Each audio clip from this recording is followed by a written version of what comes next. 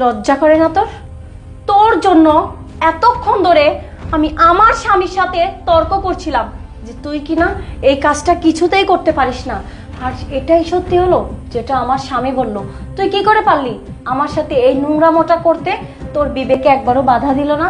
আরে তুই তো ছিলি গ্রামের একটা টুকাই, তোকে আমি সেখান থেকে নিয়ে এসে আমার বাড়িতে থাকতে দিয়েছি, ছোট ভাইয়ের মতো যত্ন করছি, ভালো খাবার দিচ্ছি, পোশাক দিচ্ছি, আর তুই কিনা শেষ পর্যন্ত আমার সাথে এটা করলি। সিসি, আমার ভাবতেও খারাপ লাগতেছে। শ্রাবণ, তুমি আমাকে মাফ করে দিও, আমি বুঝতে পারিনি। আমি ভেবেছিলাম তোমার থেকে ও যা বলছে সেটাই সত্যি। আমি তোমাকে বিশ্বাস না করে ওর মতো একটা ছোট লোককে বিশ্বাস করেছি। একটা কথা আছে না, ছোট লোকের কখনো স্বভাব যায় না, একেই বলে ছোট লোক। আমি কিনা এতদিন দুধ কলা দিয়ে কাল সাপ পুষেছি,